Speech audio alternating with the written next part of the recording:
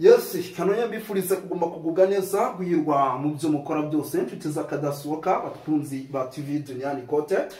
Namakuru tugarutse muri rero muri ano masani mugoroba by'umwihariko nje ndi inyuma ya kamera ariko kuri kamera hari Bwana Karimba Aimable umugoroba mwiza. Umugoroba mwiza, umugoroba umugisha Moses kandi umugoroba umugisha ku bakunzi bacu bo kuri TV Dunia Nikote. Tugarukanye ikitwa updates zidasanzwe utasanga handi uretse no kuri TV Dunia Nikote. Twibanda mu karere ka Afrika y'Iburasirazuba ariko by'umwihariko mu gihugu cy'u Burundi aho twiyemeje kubasangiza inshuti magara zidukurikirana kuri byinshi bikomeje kugenda bigaragara mu gihugu cy'u Burundi. Moses, yes, ibintu bikomeje kuzamba ndetse kandi bikomeje kugenda bikomera. Yes, birumvikana tugiye kwa tubigarukamo tubifa imuzi n'umuzingo nayo mpamvu bwira abantu badukurikira bari Gitega, bari hano Cibitoki, bari mu gisagara cya Bujumbura, bari Korine Mujejuru, bari Korine Murangara, Korine Yatongo ndetse na Korine ya Kinazi. Mwizere ko by'umwihariko tubazanye amakuru ashyushye ameze neza cyane. Bwana Karimba Aimable ngira ngo turaza gukomoza kuri byinshi cyane bigiye bitandukanye unyemere tuze kubyinjiramo ariko on Amerika z'abantu bari ku mugabane w'Uburayi uburyo bwihuse cyane. Ndagusuza wowe unkurikira uri Belgique, ndagusuza wowe unkurikira uri ahitwa mu gihugu cy'Ubwongereza, wowe unkurikira uri mu Bufaransa, wowe unkurikira uri mu Budage ndetse kandi Australia. Dufiteyo abantu benshi cyane, dufite abakunzi bacu badukurikirana bari mu bihugu byinshi bitandukanye ahitwa muri Australia, badukurikira bari ari benshi cyane. Ni mu gihe kandi ku mugabane Asia mu bihugu byinshi bitandukanye mu Bushinwa dufite inshuti magara, tukagira abakunzi bacu badukurikirana bari muri Omani, abadukurikirana bari mu Buhinde, tukabashuje muri Leta Zunze za Amerika, muri leta zitandukanye, abadukurikira bari muri Miami, abadukurikira bari New York, abadukurikira bari Canada. Nyamuneka twabashuje kandi tubifurije kumererwa neza, amahoro impagarike n'ubugingo mu mitima yabo bigume mu mitima yabo nyamuneka. Yes, mu gihugu cy'u Rwanda rero by'umwihariko mwiyumvemo ikaze ariko kandi Burundi mwiyumvemo ikaze, bari Kenya, bari Tanzania, bari Malawi, bari South Africa, mwese tubahaye ikaze ubwo na diaspora yose buri rusange. Bwana Karimba Aimable rero uraza kunyibira tugaruke ku nkuru zikomeye cyane by'umwihariko i Bujumbura. Tuvugana mu kanya gato nakiraga amakuru yemeza yuko bigoye cyane kugira ngo perezida w'igihugu cy'u Burundi abe yakoresha imihanda Gitega Bujumbura kuko isaha ku isaha ashobora kuza kuba yakwiramo n'uruva gusenya, ariko ibyo byose ingaruka n'abatavuga rumwe n'ubutegetsi babashaka kwica cyangwa se kurangiza perezida w'igihugu cy'u Burundi. Turaza kuba tubikomozo tubiva imuzi n'umuzingo. Bwana Karimba Aimable uraza kunyibira tugaruke ku mupaka w'u Burundi n'igihugu cya Repubulika Iharanira Demokarasi ya Kongo ahitwa Katumba. Hari abamajoro babiri bamaze gufungwa kubw'impamvu zikomeye cyane, bafunzwe igitaraganya. Ni inkuru turi bugarukeho tukava imuzi n'umuzingo tukapuditinga abantu tukababwira uko situation ihagaze. Uraza kunyibira twinjire muri politike ya CNDD-FDD turebe uko situation ihagaze ku gihugu cy'u Burundi gifite amatora mu mwaka w'ibihumbi 2027, tukaba turi mu mwaka w'ibihumbi 2025. Benshi bari kuvuga bati ese perezida w'igihugu cy'u Burundi uyu mwaka araza kurangiza yo iki gihugu? Ni byinshi cyane bikomeje kugenda bivugwa binatangazwa. Ngira ngo Bwana Karimba Aimable uze no kunyemerera, hari amakuru nakomeje kugenda nsoma ku bitangazamakuru byandikira ku bitangako mu gihugu cy'u Burundi by'umwihariko bigaragaza ko naho ibintu bitoroshye muri CNDD-FDD, ariko bamwe bari gushaka ubugama abandi ntibabogame, mbega ibintu bimeze nabi cyane, ntabwo byoroshye. Byose rero turaza kuba tubigarukaho tubiva imuzi n'umuzingo. Makuru turi bugarukemo harimo naya n'abaganga bavuye mu bitaro cya hospital, n'abaganga b'abahinga bakomeye mu gihugu cy'u Burundi kubera ko Bunyoni ameze abo baganga bakaba baranatanze raporo ko Bunyoni adashobora kuvurirwa mu Burundi ngo akire ngo nayo. Yes, ibyo byose rero gatanu kuri gatanu turaza kuba tugenda tubigarukaho tubiva imuzi n'umuzingo tubabwira uburyo situation ihagaze. Uzi ikibazo cya mbere tugiye kwinjirana muri iki gihugu cy'u Burundi, ndagira ngo nsobanurire. Nabonye ibintu byakomeye hariya Rengitabara nubwo bari kuyikanga, ariko perezida w'igihugu cy'u Burundi afite ubwoba yuko isaha ashobora kwicwa. Ngira ngo ku munsi w'ejo niwe twaganiraga duhabwa n'amakuru y'abantu badukurikira bari mu gihugu cy'u Burundi bavuga ko uyu mugabo arimo arokoka impanuka za hato na hato. Se Bwana Karimba Aimable ni igihugu gifite amatora mu mwaka w'2027. Twitega iki? Turaza kugera muri ano matora uyu mugabo akewe igihugu cy'u Burundi. nkurikije politike ya divide and rule iri gukoreshwa n'ishyaka rya FDD umunsi ku munsi, ndetse kandi iyi politike ikomeje gutsikamira cyane ku ivanguramoko rikomeje kumunga abaturage b'igihugu cy'u Burundi. Iyi politike ikomeje kugira uruhare mu iteranyuma ry'abaturage b'igihugu cy'u Burundi, ikomeje kugenda iteza ibibazo uko umunsi ugenda uzaza undi. Ni ukuvuga ngo rero mu gihe icyitwa Red Tabara, umutwe urwanya ubutegetsi bw'igihugu cy'u Burundi urwana nk'ama 23 yo ku butaka bwa Kongo, mu gihe biri kuvuga yuko yabaramaze kugera ku butaka bwa Kongo, ndetse kandi intego zayo ari ukuburizamo imigambi mibisha ibitwa Perezida Evariste Ndayishimiye, biragoranye cyane yuko ano matora twiteze mu mwaka 2027 ashobora kuzaba amatora mazima cyangwa azaba amatora yizewe neza 100%, kuko uruhande rw'umutwe wa Red Tabara ruvuga ruti twebwe tuzarwana kandi tuzahatana mpaka dukuyeho ubutegetsi buriho, dore yuko Red Tabara iravuga iti turarwanirira ubwoko bw'abaturage b'igihugu cy'u Burundi tutavanguye ngo umuhutu umututsi cyangwa se ubundi bwoko runaka, ariko Evariste Ndayishimiye we agashinzwa ngo gushyigikira cyane ubwoko bumwe ngikitwa abakomoka mu bwoko bw'abatutsi, akabashinza yuko ngo nta neza bifuriza igihugu cy'u Burundi. Niyo mpamvu inkambi nyinshi zo mu gihugu cy'u Rwanda, Tanzania, ahandi hose twagiye tubona abaturage bangirwa na Evariste Ndayishimiye gutahirwa iwabo, aho Evariste Ndayishimiye avuga yuko ngo abenshi muri bo baramutse batahutse ngo bamaze gucengezwamo incengezamahame z'uko gahunda bafite ari ukumukura ku butegetsi. Evariste Ndayishimiye rero Moses biragoranye cyane ko amatora ngiye hari ibintu njya kuvuga nk'isekera, njya muri n'abantu bajya banyandikira mu gikari muri comment bambwira batari ko kujucisha mukamwenyura burya akabigasekwa nk'akeza. Evariste Ndayishimiye biragoranye ko ayo matora ya 2027 azagera akiwe igihugu cy'u Burundi, nubwo ari gukoresha tactique nyinshi, politike nyinshi kugira ngo agaragaze yuko akunze abaturage b'igihugu cy'u Burundi, ariko Moses ndakurahiye biragoranye, ni ibintu bigoye cyane. Ngira ngo Bwana Karimba Aimable uraza kunyemerera kuko naba basesenguzi bacu hari ibyo baba baduhaye byinshi cyane tuba turi bugezeho abantu. Ngira ngo muze kunyemerera babwire yuko mu makuru turi bugere tunagarukaho hari umuvandimwe ngira ngo wa wundi w'umurundi turaza kubacishirizamo gato cyane ibyo bintu ze kubinyuza amajwi, ayo majwi purito tuze kuyashyiramo. Gusa ntabwo nagenda nakubajije iki kibazo kugeza magingo hari amakuru arimo agenda aturuka mu bice byo mu gisagara cya Bujumbura, umutekano mucyo uri kuvugwa, ndetse iyi nkuru uze guhita uyihuza n'abamajoro bagera kuri 2 bafunzwe bashinjwa ruswa hano ku mupaka wa Repubulika ya Demokarasi ya Kongo ndetse n'igihugu cy'u Burundi. Ese umutekano muke ibintu byose uze kumba bari bihuze mu minota mike cyane kugira ngo dukubite turangura. Ndashinga agati nongera nkashingura nkerekeza cyane ku ruhande rw'inzego z'umutekano z'igihugu cy'u Burundi. Impamvu ruswa iribwa mu gihugu cy'u Burundi ni politike yamaze kubakwa yo mu gihugu cy'u Burundi, ishyigikiye bamwe ikunda bamwe ariko ikarika abandi. Politike mu gihugu cy'u Burundi, abasirikare b'igihugu cy'u Burundi bamaze kuvuga yuko ngo Perezida Evariste Ndayishimiye inyungu zose mu rudatinya n'inyungu za gisirikare kuzikubira. Urabona yuko rero ari ibintu bigoranye, ndetse kandi ukabona yuko ari ibintu bikomeje kugorana nyuma yuko afashe kiriya cyemezo cyo kudahereza amafaranga bari abantu bari bagiye mu butumwa bw'amahoro za Somalia n'ahandi hatandukanye. Byatumye n'ubundi abasirikare b'igihugu cy'u Burundi n'izindi nzego z'umutekano bahagaragaramo icyuho gikomeye, nubwo bivuga yuko benshi banga gukora ibikorwa bimwe na bimwe kugira ngo bataba bafatwa ku gakanu, kuko biranga Evariste Ndayishimiye yakwitendetseho ahita guheza umwuka naho atinya kubivuga nyamuneka. Urabona yuko ibintu bigoranye mu gihugu cy'u Burundi, ruswa yose iri mu gisirikare ziri mu nzego z'umutekano ubwo n'umuyobozi ikomeje kumunga, bikavuga yuko ari nayo mpamvu igihugu cy'u Burundi kidatera imbere neza. Yes, birumvikana amakuru ni menshi cyane arebana n'umutekano, politike na diplomasi tugiye kubivuga bwakira bugacya. Ruswa yo ni kimwe mu bintu biri kugenda bigaragara.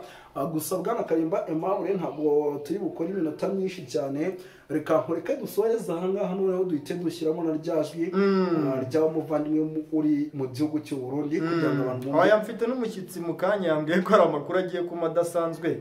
Ibintu byo mu gihugu cy'u Burundi bikurikirana cyane kuko yigeze no gutura hafi yaho akazajya ajya no guhahiraho imyenda. Araje nsangize rwose amakuru yaho. Yes, reka tumushimire tunakwifurize kuguma kubuganiza. Yego murakoze cyane. Kuri uno mugoroba ndagomba gusobanura ibintu bibiri. Icambere n'intambara ishobora guhuza igisirikare cy'u Burundi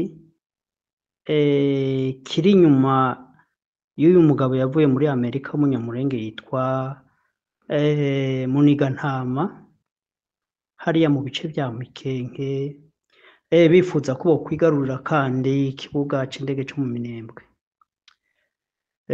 Kuba rero ingabo z'Uburundi zongeye kuhagota zigaha n'agasopo twigwaneho, iyo ni po ya mbere nagomba kuvugaho. Ariko ikindi ca kabiri nagomba kuvuga ku biganiro bishobora kuba hagati ya Ndayishimiye n'u Rwanda bigizwemwo uruhara n'Ubufaransa nk'uko Perezida Ndayishimiye yavyifuje, nk'uko ibinyamakuru bimwe bimwe biriko biravuga. Po igira gatatu ndaza kuvuga ku bikorwa M23 FC twigwaneho bashobora gukomeza gukora bagamije kwagura ibice no kugondoza guverinoma ya Kinshasa kwemera ibiganiro, kubisinya no kubishira mu bikorwa. Duhereye rero kuri umurongo wa mbere,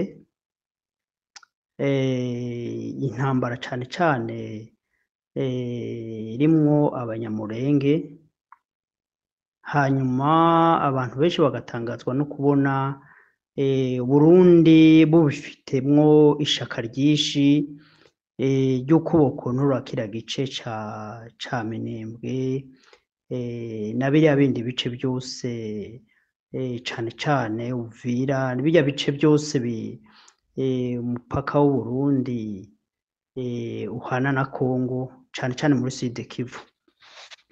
Igitekerezo ca mbere ca Ndayishimiye nuko wewe kenshi mu bikorwa akora agenda yigereranya n'u Rwanda, akavuga ati rero ko u Rwanda rushigikiye AFC M23 bakaba bakontorora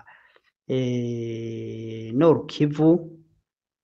Ndagira ngo hari ibitekerezo bya Ndayishimiye byo kuvuga ati rero ko u Rwanda rukontorora Nord Kivu, reka nanje mbe nogerageza uburyo nokontorora Sud Kivu. Ibyo ni ibitekerezo vya mbere ntushobora kuvuga biri mu mutwe wa Ndayishimiye, ariko na cane cane bya bitekerezo vyiwe, yangenga bitekerezo y'ihonyabwoko, ibintu by'urwanko rw'amoko, bavuga bati abanyamurenge muri Sud Kivu biroroshe uko bakwifatanya n'abatutsi bo mu Burundi, noneho bagashobora gutembagaza ubutegetsi bwiwe bwa Ndayishimiye.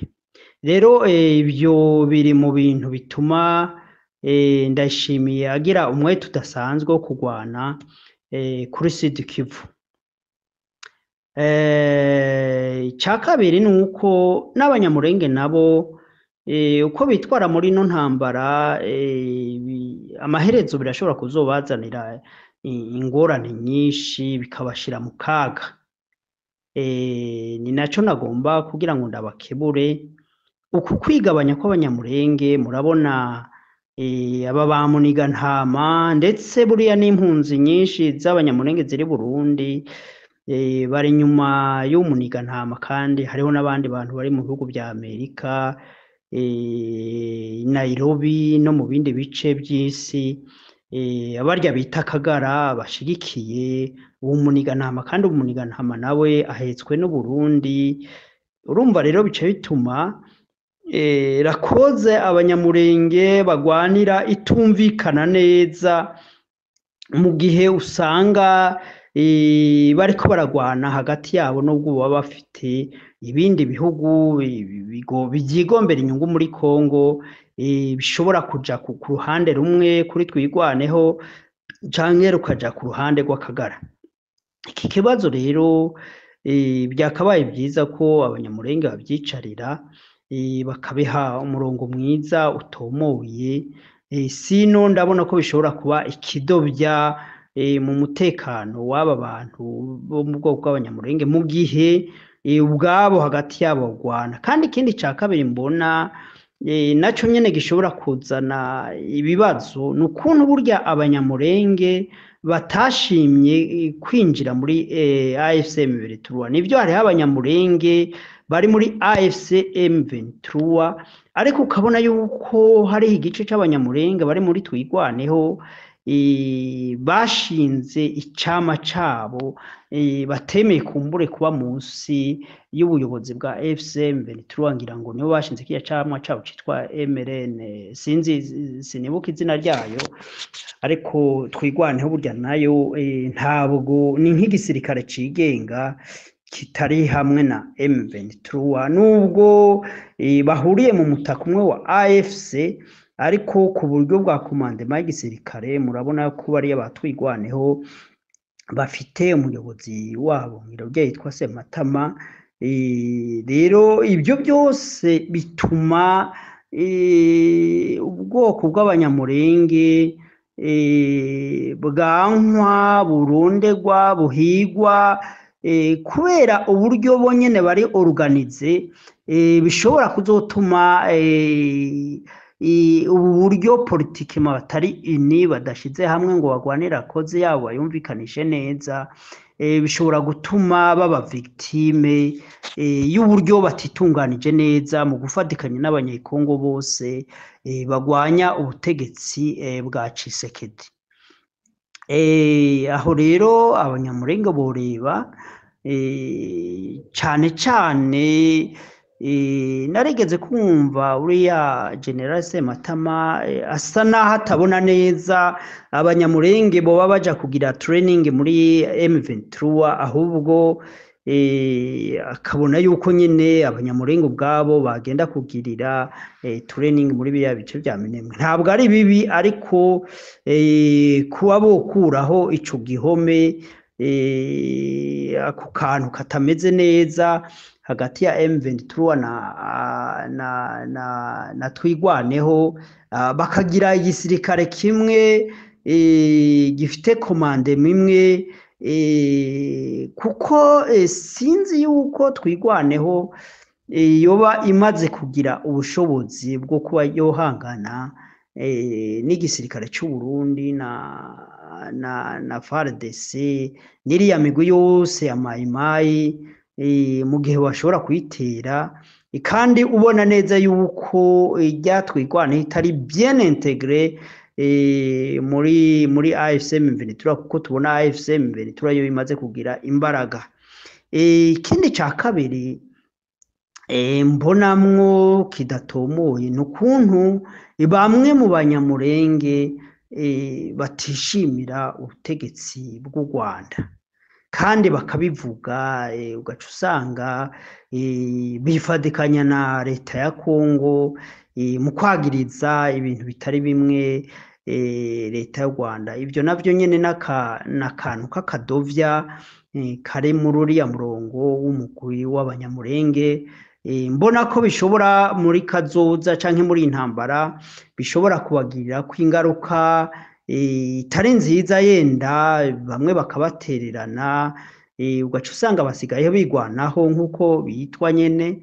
Ibyo rero bizosaba yuko bagira imbaraga nyinshi bagira ibigwanishwa byinshi bagira imbaraga zidasanzwe ubwirinzi ingamba z'ubwirinzi ibikoresho bitari bimwe kugira ngo bashobore kwerekana yuko by'ukuri Twigwaneho ifite igihagararo cyo kurwanya ingabo z'u Burundi kazitsinda ikagwanya na iriya migwi yose y'abamayimayi za FDLR kuko abanyamurenge buriya mu Minembwe ntibazoshobora kugira amahoro mu gihe Uvira iya bice bya Baraka bya Karemi n'ibindi bice bidakontororwa nabo totalema ndetse kiriya kibaya cyose kiza kugera muri za Katanga bategerezwa kugikontorora kuko n'ubundi ingabo zishobora gukomeza zica mu kiyaga zikaza zikabahungabanya.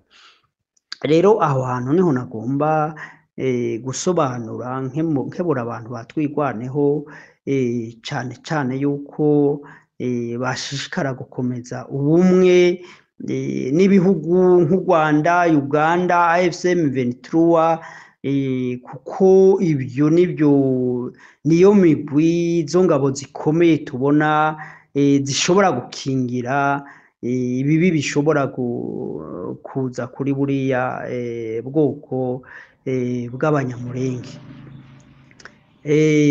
Ikindi naco nimba aho biganiro hagati yabo n'aba bitwa Kagara bakaraba ukuntu bashira hamwe, kuko ico bahuriyeko ntabwo bagomba gutangura kugwanira ibintu by'inyungu bashobora guhabwa na Kinshasa canke ibintu by'inyungu bashobora kubona muri AFC M23 mu gihe haba ibiganiro na Kinshasa. Kandi ikibazo nyamukuru kihari ni urwanko rufatiye ku bwoko barimo. Ikindi ca kabiri no kumenya yuko burya mu banyamurenge harimwo abantu bava Burundi, bava mu misozi y'u Burundi aho bita mu Mugamba za Jenda, bagiyeyo kera nyene imipaka itaracirwa. Kubwiye mu mirara y'abanyamurenge uzosangamwo harimwo imirara y'abarundi. Rero ibyo byose birashobora gutera ubwoba Nkurunziza yuko abo bantu bashobora kwifatikanya yenda n'abatutsi bo mu Burundi bagatembagaza intwaro ya CNDD-FDD, kuko cyane cyane ndiko ndavuga abantu bitwaza iby'amoko. Burya CNDD-FDD urwanko yanka u Rwanda nuko yiyumvira yuko mu Burundi hashobora gushingwa kandi leta ihurikiyemwo abatutsi benshi nk'uko vyahoze kera, kandi harimwo abarundi bavyifuza babigomba yuko kumbure kuriya abatutsi bari domina mu ntwaro zabaye kuva kuri independence bokongera bagashikira ubutegetsi. Ibyo rero biratera ubwoba abantu muri CNDD-FDD ndetse n'abandi bo mu mugwi abo nyene biyitira abahutu bo mu Burundi. Ico gituma burya tuvuga ngo intambara yo muri aka karere iri complexe, ariko kandi dukunda gutanga ibitekerezo ko izo politike ideology zijanye n'ivy'amoko n'ubwoko bwoganza ubundi bwotegeka ubundi, ibyo bitekerezo bikwiye kugwanywa rwose bikarandurwa. Abarundi bakumva ko ari abarundi, abanyarwanda bakumva ko ari abanyarwanda, abakongo bakumva ko ari abakongo bose. Ibyo bintu by'amoko bikarandurwa kuko n'ibintu ataco bimaze, bituma ibihugu bikomeza kuba mu ntambara zitagira akamaro. Kuko ngo nkunda kubivuga burya ibyo tukwiye kugwanira nibijanye n'inyungu z'abaturage bose, vyankenerwa abantu bose bo mu moko yose mu ndimi zose baba bahuriye kuba bifuza buri munsi. Arivyo tuba twifuza kuri programme canke agenda z'imigambwe ibihiganirwa ubutegetsi, kuko iyo hateye inzara ntifata ubwoko bumwe, iyo hateye ingwara ntifata ubwoko bumwe, iyo habuze amashure akabura umutekano amoko yose arahungabana kandi akabura. Ico gituma dukwiye guhurikira cyane cyane mu bintu biduhuza kurusha ibintu bitagira umumaro bidutandukanye. Rero ico nico nagomba kuvuga ku kibazo twigwaneho ishobora kugira. Nico gituma ndetse buriya leta y'u Burundi FARDC n'iriya migwi yose yumvira yuko kumbure twigwaneho yaba ifite intege nke, kubera ubwa mbere kwigaburamwo kabiri n'ukuntu itari integre ya 100% kumbure ngo ibe yarinjiye mu mutaka no mu gisirikare ca M23.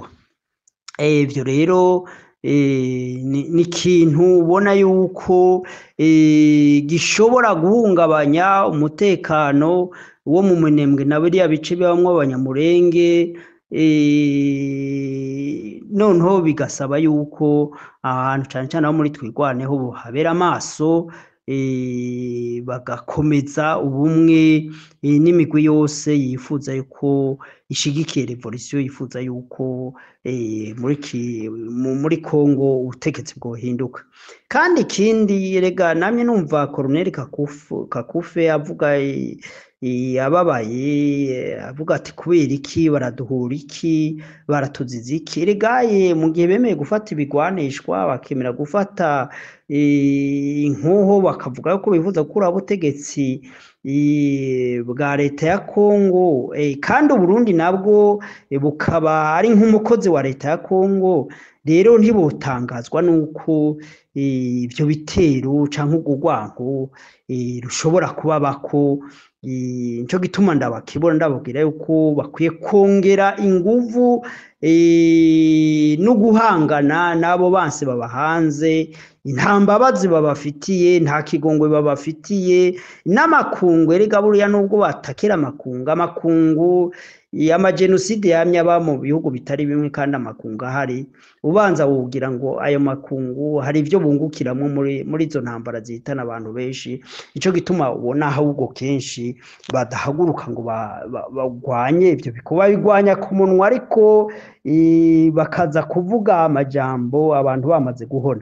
Rero ba muri twiganeho, nta muntu azoza kubagwanirira, nta muntu azobaha iteka, nibo baziha iteka nyene mu gufata ibice byose biriya bibabangamiye, kuva Uvira uriya mupaka wose wa Tanganyika kugera za Karemi, bakahakontorora. Bitabaye ivyo bazokwama mu ntambara no mu kubura. Nico gituma nariko ndabakebura muri ubwo buryo. Hanyuma ngarutse ku biganiro, Ndayishimiye asaba, erega u Rwanda nimba rugomba kuganira na Ndayishimiye, narigeze kubivuga muri kiganiro kimwe, ndavuga ati erega burya Ndayishimiye na FDLR canke ziriya za P5 ntaho bataniye. Burya rero n'u Rwanda kwemera kuganira na Ndayishimiye nico kimwe no kwemera kuganira n'iriya migwi ya P5, kuko ndazi Ndayishimiye naza kubera bariya bose bari muri P5 za FDLR zande ari wabahetse mu mugongo, nta bindi vyifuzo azozana ku meza bo kwicarana hamwe na leta y'u Rwanda. Azozana ivyo vyifuzo nyene vya P5 vya FDLR n'abariya bose bafite ibitekerezo by'ihunyabwo. Sinzi rero ivyo biganiro ico vyoshikaho naho byoja, mu gihe narirya u Rwanda kuganira na FDLR ari umurongo utukura.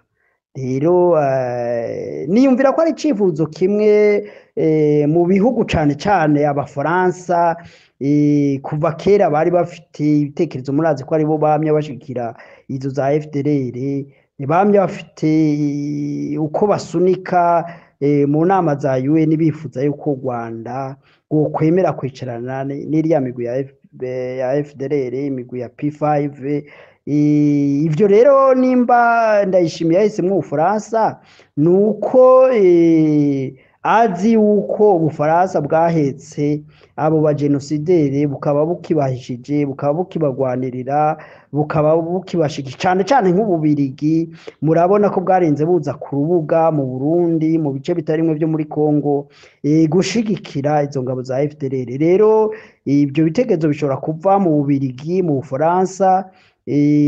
Noneho Ndayishimiye akaba nk'umuntu aserukiye iyo migwi yose y'abajenosidere yahawe icicaro mu ntuze mu Burundi. Na ivyo kuvuga ngo yotera u Rwanda aciye mu Kirundo, nibaza ko babigerageje, kuko ziriya ngabo za FRN cagiye zitera zari zivuye mu Burundi, kandi birumvikana ko zari zishigikiwe n'u Burundi. Rero ivyo kurasa i Kigali bo barabigerageje. Sinzi akantu gashasha Ndayishimiye yo afite yiyumvira yuko kamushoboza kuba yofata canke agatembagaza ubutegetsi bw'u Rwanda. Rero ivyo biganiro sinzi ko vyoshoboka, vyo nakunda na kare n'ibindi biganiro. Murazi ko byanze byane byo guhanahana abarundi bajya ba Godefroid niyo bari bakubise kudeta, bagerageje kubita kudeta i Burundi. Mu gihe Ndayishimiye bamubaje ati none nawe zana abajenosidere bose bakozeho nyabwoko mu Rwanda, umenga bamukoze mu gisebe. Ntiyumve yuko ibyo nabyo akwiye kubibazwa. Rero niyumvira yuko simbizi ibyo biganiro iyo byo wabija niyo biva, mu gihe buri yerega Tshisekedi na Ndayishimiye ugira baravukana. ni ibintu byo gusamaza by'uburyarya ariko niyumvira yuko ibiganiro ataco bishobora gushika ko ahubwo abafite ubushobozi babangamiwe n'intwaro ya Bujumbura bazokemura ico kibazo hanyuma ico kibazo kirengane habe ubutegetsi Burundi bushobora kuba bwumvikana n'u Rwanda na AFC M23 twigwaneho n'ibindi bihugu byose kugira ngo akarere gashobore kuba mu mahoro. Nivyo rero nagomba gusa no kwegeranya hanyuma ndangiriza kuri iki kibazo ca burya ntabwo AFC M23 twigwaneho bagomba guhagarika intambara mu gihe batarakontorora Nord Kivu na Sud Kivu kuko harimwo abaturage babangamiwe n'ibitekerezo vya genocide. Ibyo bitekerezo bikaba bikorera muri zo ntara zibiri.